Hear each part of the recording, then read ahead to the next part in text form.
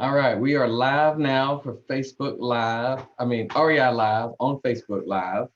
Let me just check to make sure we're going.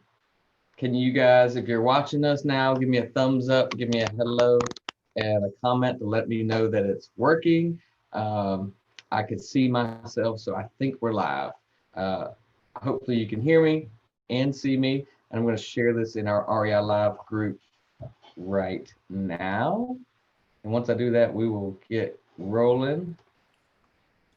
And bear with me. Give me a thumbs up, a comment, a hello, how are you? If you're watching us, we will be taking questions for our Rockstar agents here in just a moment. All right, so just put your comments or your questions on the video. At the bottom of the video, I've got it up and running, so I should be able to see your comments, all right? So we are set. We are ready to roll, guys. This is REI Live Columbia, and we have some rockstar, awesome agents here, local agents that work with investors. We want to talk a little bit about how that works, a little bit about what's good, what's bad, and how you can do better as an agent. As an investor with these agents. But as you know, normally we will start with a little bit about REI Live, a little bit about our local market. But unfortunately, my PowerPoint is not going to project. So I'm going to just tell you about the PowerPoint and hopefully I don't lose everybody. So I'll make it really fast. Guys, we will be here for just a little while tonight. We do have probably 30 minutes of time to go through with these awesome agents. So if you have questions, get them in early, get them in quick so that we can run through them. We want to be respectful of everyone's time tonight. So we're excited to have you, excited to see you. And of course, we will save this. If you miss some answers, you'll be able to go back and check it out. So just a little bit about REI Live. I'm Andrew Lucas. If you don't know me, check me out. You're on my Facebook page now. So go ahead and say, hey, be my friend. Send me a friend request. You can send me a DM on, I do tiny bit of Instagram and a little bit of YouTube, so you can check us out there. But of course, Facebook is probably the most, the place I'm at the most. So, but we run, my wife and I, we run Lucas Properties and Clement Cash Home Buyers as our businesses, and then REI Live is what we put together to bring our local network here in Columbia and South Carolina together, and to bring people from outside of this area to us to help us learn, help us do better, help us get better deals, and ultimately for all of us to make a little bit more money. So I'm glad you're here. We also do have now a retail agency arm, which is Lucas Group, and actually Rochelle's from that, so she'll talk a little bit about that.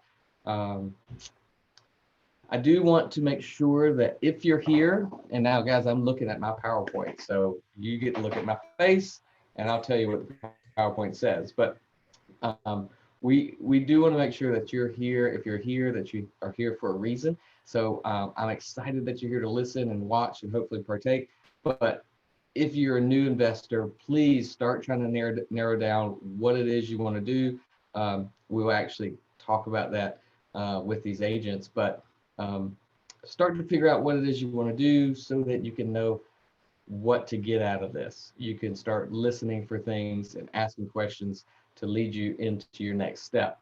If you're here just trying to learn big picture stuff and really don't know where to get started in your investing career, that's fine, but just know that. So know that you're trying to learn a little bit of everything, okay? So whether you want to flip houses, be an agent, sell houses, flip contracts, or if you're a contractor and want to just rehab bathrooms, whatever it is, we want you to know that and let us know. Let us know how we can help.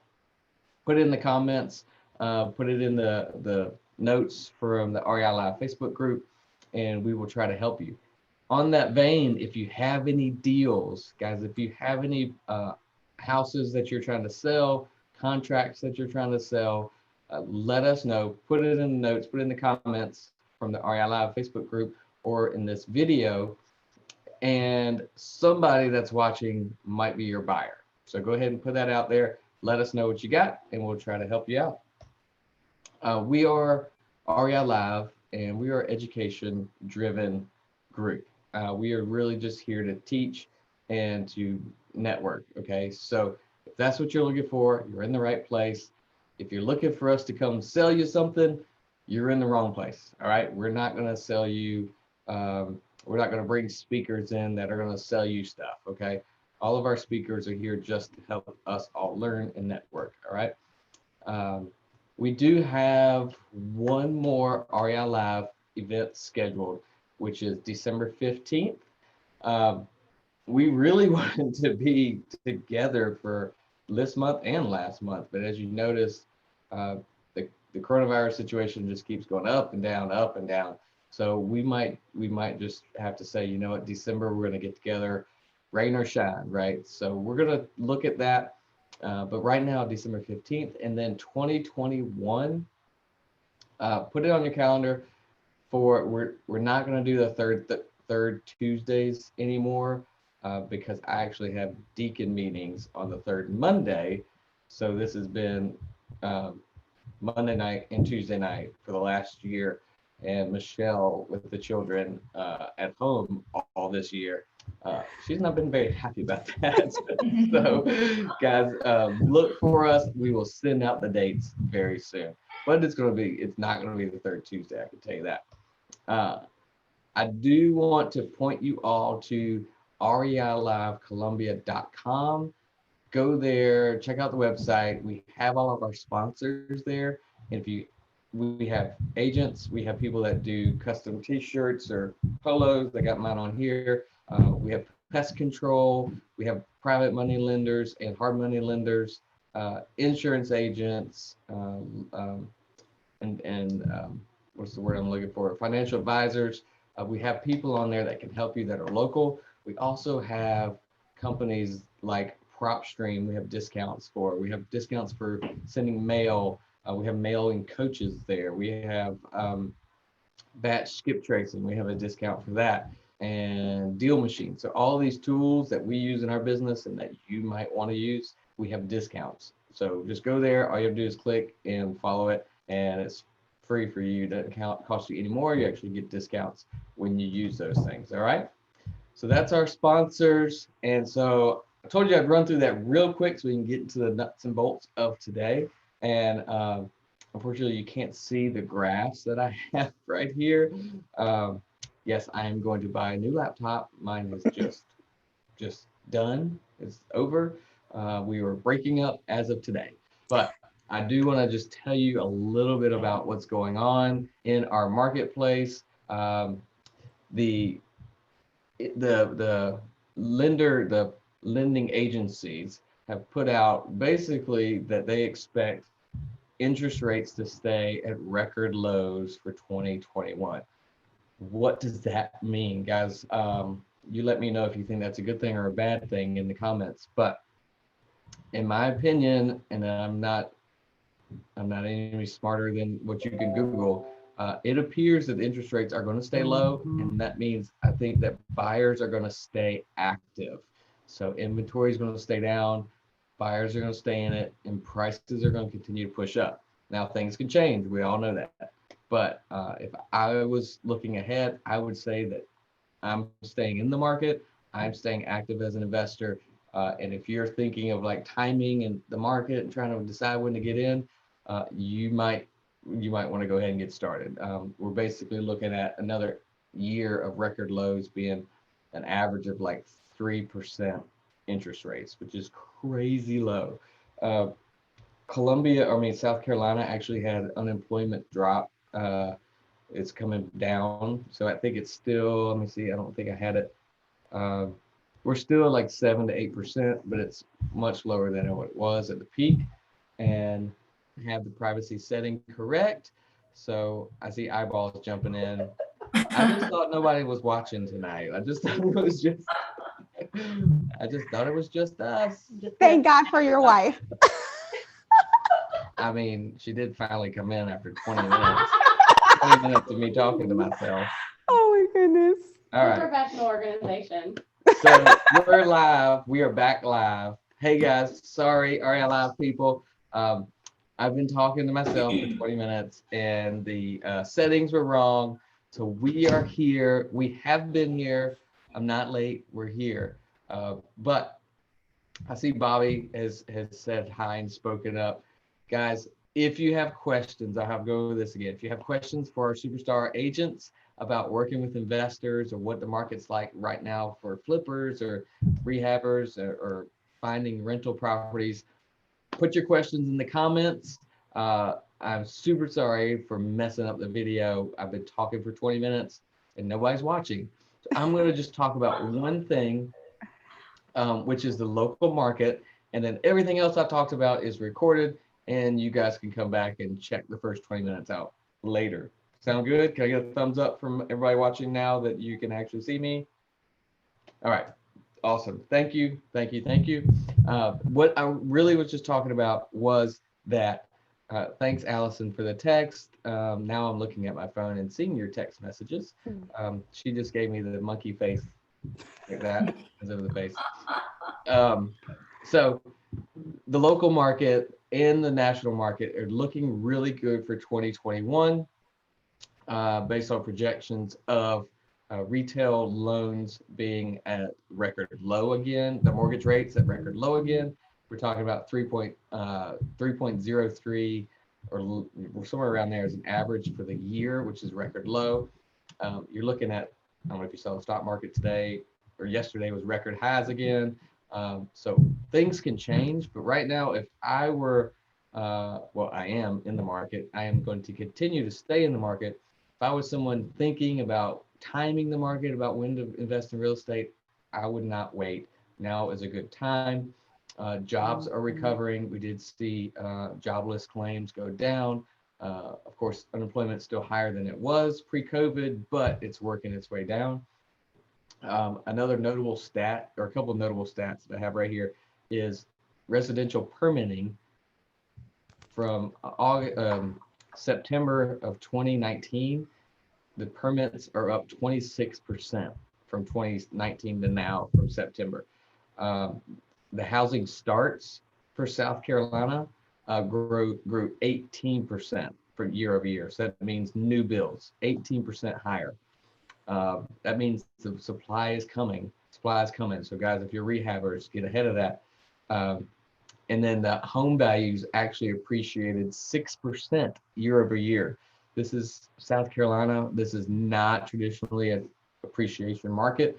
So pay attention to that when you're buying. Be prepared for houses that are going to cost a little bit more, maybe a little bit inflated, but if your numbers work, you can still buy. I wanted to put this out there. Hey guys, I see y'all there now. Hey, sorry about the lateness. Sorry about messing up the video. We're back. Go ahead and put your questions in if you have questions for Sarah or Rochelle about agents and working with investors. Two more stats I wanted to give you. Average days on market from January 2019. It's gone all the way down from over like 300 days on market to, well, that's active, sorry. Coming from about 90 days for actual closed deals, 90 days down to less than 50. So it's almost in half, or it may be half. Average days on market. The prices, like I said, appreciation, the prices are going up and the supply is going down. So all of those things point to a pretty good market right now to jump in. So the website for REI Live is reilivecolumbia.com. I'm going to stop talking now that you guys can see us and hear us. Put in some questions if you have any for Rochelle and Sarah, and I'm going to introduce them now. Right now we have two superstar agents that have been in the business for quite a while. They have worked with investors and not worked with investors. They've done a little bit of both, worked with rehab houses and houses that need work. So I'm super excited to have them both here, and we're going to talk about agents and investors. How do they work together? How can you as an investor be prepared to work with an agent, and how can they help you, and how can you help them. All right. So first, I'll just let you introduce yourselves. Sarah, you're first on my screen, so I'll start with you, and I'll say it because I know you won't. Sarah just won best agent. Is it best of Columbia for from 3 times for 2020? So congratulations. Thank Round you. of applause. Thank you. And I led with that, so you just tell us a little bit about you. Yeah, so Sarah Bennett, and I have been in real estate now for about 5 years. Started over at Keller Williams, I moved over to a local independent brokerage at Medley Realty, and we just this year partnered with Better Homes and Garden Real Estate.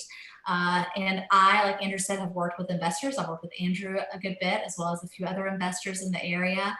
And I also work in all other residential sales. I am the top producing agent at my brokerage, and mostly work with mostly listings. I do work with buyers as well, especially people like Andrew who want to buy a property, flip it, and then sell it. And would love to tell you guys about my experience on that end in just a minute here. But yeah, that's me. Awesome. Thank you, Sarah. And Rochelle Hicklin, can you tell us a little bit about you? Sure. My name is Rochelle Hicklin, and I work with the Lucas Group. We're under the umbrella of Todd Realty. I have been in the real estate business for about 14 years. I made it through the crash of 2008 a little bit, but then I got out and went into the real world, I like to say. Then Andrew coaxed me into coming back into real estate. I primarily before worked on the retail side with buyers, lots of buyers, and sellers. So it was retail, it was pretty, it was all that great stuff. And now I'm working with investors, which is great. And it's a different market, different vision, but I love it. So I'm excited to be back. I primarily worked in Rock Hill, Fort Mill, and Charlotte, in the South Charlotte area. And now I'm in the Midlands. So excited. Thank you, Rochelle, and we're excited to have you back. So I'm going to start with just a couple of questions. We'll do this panel style, and what I'll do is just kind of go back and forth, and then we have some questions already coming in from Facebook. So first question, and I'm going to throw it right at you, Rochelle, because you're still talking. Okay. Is working with investors, is it different from working with normal buyers? And how so? Yes, very, very, very, very different. It's different because your vision is different from working with regular buyers. Like I said, it's pretty on the retail end, and that's what I'm looking for. I'm looking for pretty. I'm looking for, turnkey, or maybe just throwing a little paint on the wall and that's it, and it'll be my dream home, right? But investors come in and they have a different vision. They have to change their entire look. They see the pretty and all of the ugly. So I think that was the biggest change for me. And also they're all about what their return is. That's the big deal. How much am I going to make off of this property, whether I'm going to buy it and flip it, buy it and rent it, or what have you. It's totally different than working with the retail side. So I like it a lot. It actually is a little bit easier because they don't have to fall in love with the property. And that's what I like about it. With the retail side, they have to fall in love with it. There's their dream home. They want this kitchen. They're going to cook in it. It's not like that with you all. So the investment side is really easy, and there's lots of properties out there for you to have a great return on your investment. So, yeah. And Rochelle, you talk to me about the vision all the time because I'm trying to sell things. yes. And Rochelle's like, I can't sell this because you have a different vision than those other people. Yes. Yes. Yes. So, Sarah, I'm going to throw it over to you real quick. And Rochelle said she thinks it's easier working with investors. Would you agree? And if not, why, or what do you think? Yeah, I think that overall I agree. I think that Rochelle hit the nail on the head. Investors and retail buyers are two totally different type of clients. Investors it's a lot less emotion. And I say all the time to my retail buyers that real estate transactions are the most emotional transaction you're going to make in your life. And the great thing about working with investors is that it's not emotional. It just comes down to, their bottom line at the end of the day. And so, of course, sometimes investors, sometimes have a hard time seeing past maybe that sometimes, like they're just so zoned in on what that figure is going to be and what that bottom line is going to be. Sometimes I do have to help them, see a little bit of the bigger picture, but overall it is easier. I think it also usually is a little bit quicker of a transaction than it is with a retail buyer. Yeah, and you gave me a perfect segue into this. A investor who's a seller of a flip. So we have a lot of people watching that are either flipping, new to flipping, or just getting started, or thinking about flipping houses. An investor that's selling a flip, it's hard. It's hard to get to that part to understand that emotion. So can you explain how does that investor need to look at that sale when those emotional buyers are coming? Well, first of all, whenever I first work with an investor, when they first purchase the property, my best advice to them is to obviously first look at the comps and know what money you're going to put into it and all of that before you get started, so that you know what your return is going to be. Sometimes, it's very easy for investors to get a little carried away with some of the things that they wanted to do. For this neighborhood, you need to, do this. It doesn't need, hardwood floor, so you can keep the vinyl flooring and the laminate flooring in one room versus another. But I think that, most investors do a pretty good job of just, I would say the most difficult thing sometimes that I've noticed is that while the investor is the one who's not emotional, the seller, the buyer who is purchasing that investment property can get a little bit more emotional. And so sometimes, especially when inspections are done, and I know that my investor has just already spent a lot of money on fixing up the home and doing repairs, I have to remind them, hey, we're all human. Sometimes sometimes things aren't done the way they should and need to just be, just corrected a little bit. Don't take it personally on your craftsmanship or your work that you did or that your contractor did. And I think that probably is the hardest thing that sometimes when I have to work with investors is, going through that process more so than just selling the property. Yeah. So I use the word emotional, and it's not negative. It's not negative on buyers or whatever. It's just the fact that there are more emotions when it's somebody's forever home. But it's funny, and you mentioned this, and Rochelle, you mention it all the time, is don't take it personal. As an investor, I just put a bunch of money into this house, and now you're going to come and tell me that, something's done wrong, or like when we just did Sarah, there were no door stops. Like we did a complete full rehab, and a lot of people here know about King Street, but there was no door stops. So when you open the door, like it didn't have a stop on it, and that is it. Almost when I saw that, like I get a little bit emotional about it, because I'm like, we just did a ton of work, and you're going to put that kind of repair request in there. And so as a flipper, as you guys are out there renovating your homes, yes, it's about the bottom line and it's about the numbers, but it's your work and you will get emotional about it. And so as a business, as a flipper, you have to, as an investor, you have to make sure that you don't let your emotions take over and ruin a deal like that. Rochelle, can you kind of explain to us what a buyer does when they come into a flip house?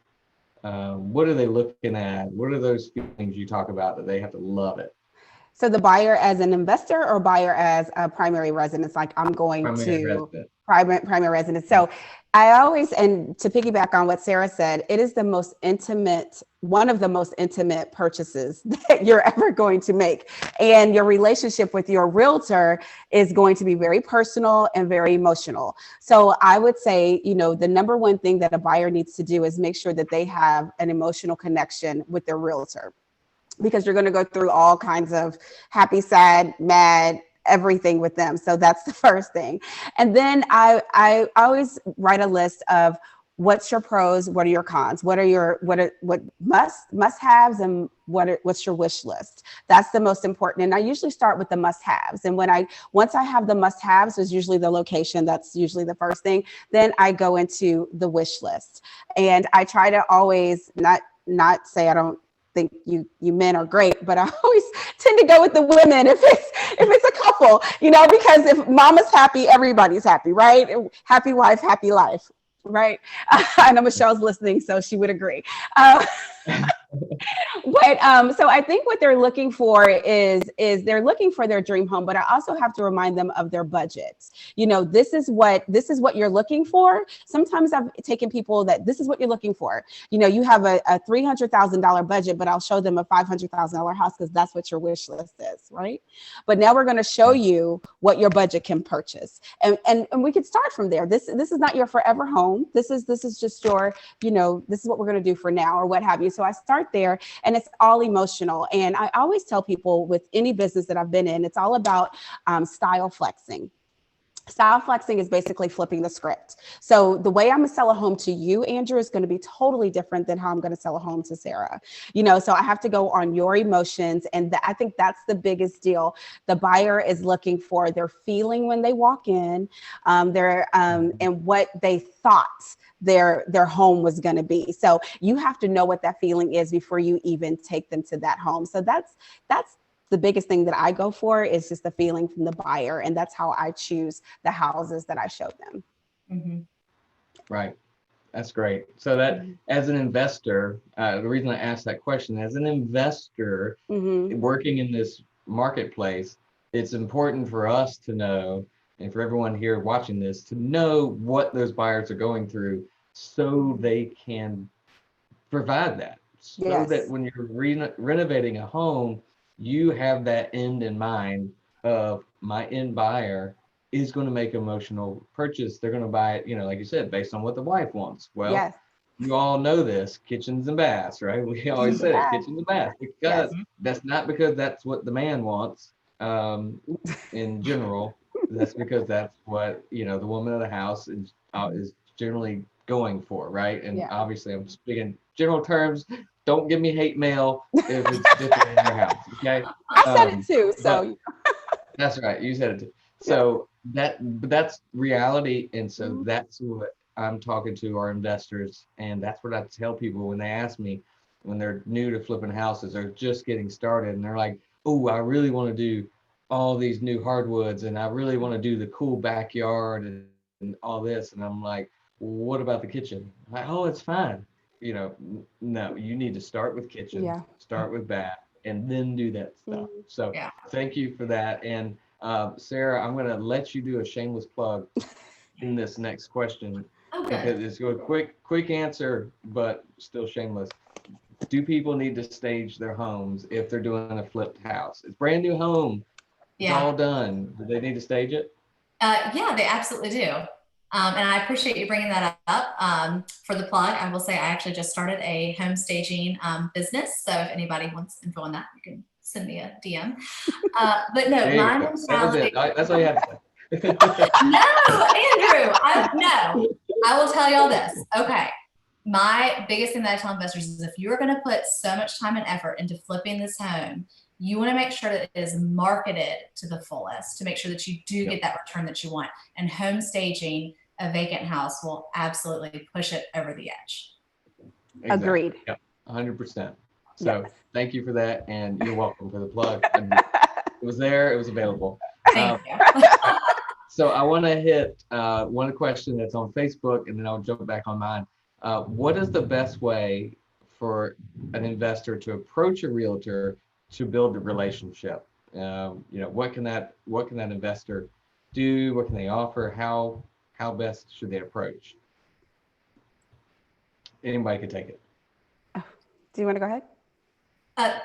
Sure. I was going to say, I love working with investors. I don't think it's, you need to be too worried about approaching them because they want, the agents want business, and it's really important to build relationships with everybody. And there may be some agents who just aren't interested in investments for whatever reason, especially when you're purchasing a property and maybe it's a smaller price point than they want to deal with. But then of course, you have to think about the end result when they go to sell it. But I just say, send an email, grab a coffee with them, tell them your vision and tell them the areas you want to look at, and, see if you vibe well and what they can do for you. But, make sure that that agent can do something for you. Don't just feel like, you know, you're trying to get their attention. I mean, you know, they definitely need to work for your business as well. Yeah, I think it's important to remember agents, it's their business. It is a business, and you are build a relationship with them. So, you know, make sure that they're returning your phone calls and your emails. You know, you don't want to bombard them, especially if you haven't, you know, if you haven't proven that you are doing deals, if you're really just getting started, don't bombard them, but, you know, start building that relationship so when a deal does come, you're comfortable. And so you can do that with multiple agents. Get to know them, talk to them, and that's totally fine. You're not married to them, but you are building a relationship. Can I say something about that? The building the relationships. I think that's really important because I get to choose who I work with, and so do you as the investor. You get to choose who you work with, and just in this short time after being back and being on the investment side, I've had a couple of people that have come to the house, and I've decided that's probably not the person that I need to work with because you know they just work a little differently, you know, and some of the questions that they ask and things that I know that would compromise my job or my license or whatever. And I know they want those answers. And I'm not that person to give you those answers because it's not legal, right? So I know that I can't work with that person. You know, so things like that, little things like that have happened. And I think you just have to remember that, you know, don't feel so like gung-ho, like, oh gosh, I got to take it because it's my last person coming in. No, you get to choose, calm down, relax, and just, you know, really interview that person. They need to interview you and you need to interview them as well. So both of you all have that choice. Right. That's a good point. Mm-hmm. So we do have quite a few folks that are wholesaling, and Rochelle just learned the term, I think, a week ago, probably. No, I just have always been on the retail. Lord Jesus. I feel like I'm in school. So we are quite a few wholesalers are new to wholesaling, and it's different for wholesalers. You know, there's almost a little bit of a tension between wholesalers and agents, and so there's a little bit of that might be afraid to reach out to agents and that sort of thing. I will just give my opinion, and so for you guys that are wholesalers and you're looking for an agent that can help you, remember the agent, that their job, their time is their money. If they're spending time with you, they're not spending time with someone else. If you have a really good agent, that half an hour with you is half an hour they're not with another income producing client. Okay. So just remember that if you're going to ask them for some time, make sure you're prepared to work with them at some capacity. All right. So don't go to the top producing agent as a wholesaler and just pick their brain with no intention of working together. Right. An interview is one thing, but if you just keep going back and forth, that's just not helping you or them. Okay. So you want to build that relationship based on trust and mutual respect. So I'll leave you with that.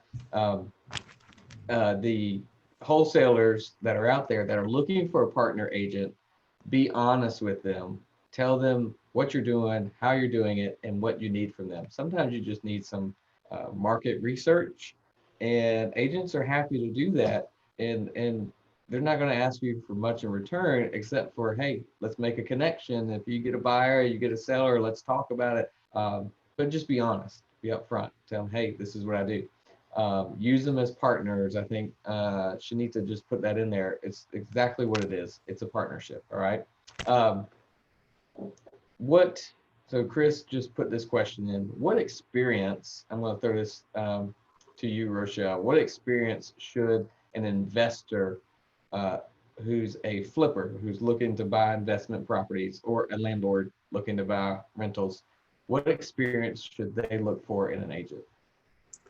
I think it's not just about years, you know, even though I've been a realtor. I've been in the business for 14 years. Might not have as much experience in the Midlands as Sarah. I don't. You know, if you talk to me about Charlotte or Rock Hill, I could talk to you about that. So I think you should really get someone that knows what you're looking for. And I also think really what's important, and I say this to everybody, I stay in my lane.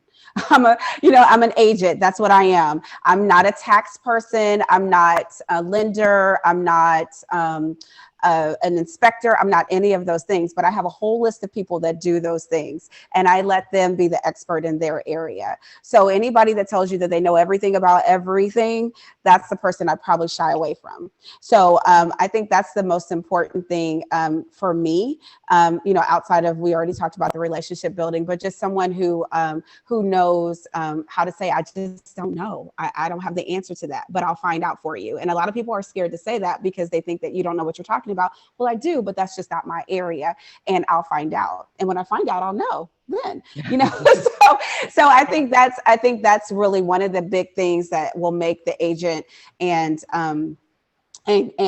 buyer or seller investor relationship successful. Yeah, Mm-hmm. great point. So I did have a comment here from Bishop, which I think is very good. And so he basically said, as a wholesaler, when agents bring buyers to a deal, it's important to have the upfront conversation about commissions, closing costs, attorneys, all those things that wholesalers like to control and be a part of. Make sure you're talking to that agent. That agent is not a dummy, but they may not know what you do and how you work and how you want to roll with that transaction. So be completely upfront, get it all on the table in the beginning, so there's no surprises at the end. That's a very good point there, Bishop. All right, so I just have because we have some people in REI Live that are agents or aspiring to be agents, I will ask just a couple more questions and then we'll hop off. Sarah, do you think that people can have a successful real estate agency and sell a whole bunch of houses for retail clients, as well as be an investor, buying their own properties and flipping their own? What do you think? What have you seen? I mean, I definitely think that you can do it. We talked a moment ago, Rochelle, talked about staying in your lane. I think it's really also just about how much time you can really commit to each part. Being an agent is 24/7. It's a lot of work. Being an investor and a flipper, it's a lot of work, when you're in this home. So if you have the time and the ability to put into both of those avenues, I think you can do it successfully.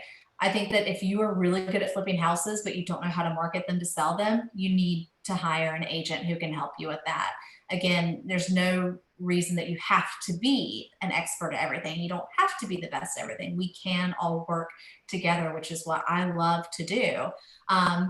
You probably won't see me with a sledgehammer, anytime in the near future, because it's something that, number one, terrifies me. Number two, I just don't have the time to do. But trust, believe, if you need someone to throw it on the market and market it well, then I'm your girl, or Rochelle or any other agent that needs to work with. Yeah, it really just depends on how much time you have for both. Yeah, I completely agree, and I will put my 2 cents in as an investor who's now an agent, licensed agent. I listed one house, and before I was done, before it was on the market, I already decided I was never doing that again. I just wanted to do it for the experience.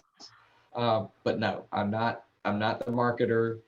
I'm not the one that wants to deal with the negotiation firsthand. I like to kind of step back from it. I also don't want to show the clients. I don't want to be showing houses and stuff like that. So knowing your lane, Rochelle, is a great way to put that. I know me, and I'm not a retail agent, but that doesn't mean I can't, get commissions or get, referral fees and stuff like that. I can use my agency for my benefit, which is MLS access and that sort of thing. But I will not list your home. Okay. Call Rochelle because she's new, or you can call Sarah. But guys, I'm not listing your house. Oh, goodness. So I had one more question for you, and what was it? Oh, a new agent. What is something that an agent, so for those agents that are in our group, what is something that an agent needs to do every day to get to do this for 14 years, Rochelle, and not burn out and quit for good, or to be the top agent in Columbia? Let's end on that. So Rochelle, you go first. Well, having been in the business in 2006 to, for like 5 years and going through a fabulous time and then a horrible time with real estate, and to come back in it, I had to refocus and rethink about the business, and it's changed. It's changed a lot in the time that, I've been gone. And I think you basically have to, either you like it or you like it or you don't, you love it or you don't. And if you don't love it, you should not do it, because it is 24/7, and you have to know that. And especially when you're dealing with investors, you text them on the weekends because you're working on the weekends and they're not. Don't look at me. Don't look at me. But you got to have a code where you put 911. I need you to call me. So, you need to know who you're working with. You need to know your investors, who you're working with. But I would say every single day you need to do something in real estate. I remember being in school, real estate school, and the first day we walked in and he said, "What did you all do in real estate today?" And we said, we just, the first day in real estate school, we did nothing. He said, "That's the problem. Every single day you need to do something, whether it's, read a book, look up terms, look at some listings, whatever it is, you need to do it. And you need to learn your market, drive the market wherever you want to work. If you want to work in Forest Acres, drive the heck out of Forest Acres, know it backwards and forward. You know what I mean? So you need to play in the area that you want to work in. That's huge. You may not have ever sold a house or ever worked with anybody, but if you know the market and you're educated, that's the biggest deal. And I would also say time is of the essence. It's for real in real estate. If you do not respond right away to a buyer or to seller, they're moving on to the other 5,000 realtors that are sitting out there. So you have to cross your T's and dot your I's at all times. And if you're not that person, then this may not be for you. Great point. Yes. Mm-hmm. Sarah? Yeah, everything that Rochelle said was excellent. I totally agree with everything. I would just really kind of emphasize, find your niche, find what works for you. What works for me may not work for somebody else. Rochelle and I were talking before everybody joined on, one of us does more listings, one of us does more buyers, or that's what we've been used to. And sometimes that's the way it works out. And you like working with one side of the transaction more than the other. Perhaps it's the location that you prefer. Maybe you really want to hit Lake Murray, or like Rochelle said, Forest Acres, something like that. But find your niche and just really go for it. But you got to have both feet in. It can't be 1 foot in and 1 foot out. 100%. I totally agree with that. It's real estate is a great market. It's a great industry. You could do so many things, which is why REI Live, we started this for the networking opportunities and the education, mostly for myself, so that I can learn more, and so that we can meet more people, and of course for everyone else in our market. But there's so many opportunities out there. So being an agent is one of those amazing opportunities where the sky is the limit. But if you're an agent, you are working, okay? You are working. Your clients or your buyers or your sellers or your contractors, and you got to work it like it's a job. I see so many people. I think the average agent salary is like 20 grand or something crazy low, because most agents just kind of do it part-time. Like, they don't do much at all. They just think it's just a hobby. But those agents that actually treat this as a business, it is not hard to get way better salaries. You can get a whole lot of commission, and really have a really good life, because you have freedom of time. You're not chained to a desk. You can do what you want, how you want. You can pick your clients, and pick your market. So it's a wonderful business to be in. If you're interested in that, if agency is like kind of the road you're thinking of going down, let us know, send us a comment. I can connect you with one of these great ladies and they can help you, point you in the right direction, you know, where to go to school, that kind of thing. If an investor is your route, let us know. Send me a comment, send me a DM. You got my email address on reilivecolumbia.com, and we can help you. We can put you in the right boat. We can show you what you do here in Columbia or the surrounding markets. We are here as REI Live, a network of people to help other investors. As they say, rising tide lifts all boats. So I won't do it all. I will stay in my lane, but I can connect you with the right people. So I'm so thankful to Sarah and Rochelle for being here with us tonight. And guys, I'm sorry for the 20-minute delay where I was in private mode and I was talking to myself. I looked really good on camera. I'm telling you, it was nice. But thank you all so much for the great conversation, for the great education. If you all have questions or comments, Rochelle and Sarah, can you both put your email or DM or however you want people to reach out to you in the comments on this video? Can you guys do that for me? Yes. And so this will be saved. You will be able to come back and check it out later. Have a wonderful day. And Thanksgiving is next week. So happy Thanksgiving to everyone. Let's go sell some real estate between now and then. All right. Take it easy. Have a great night.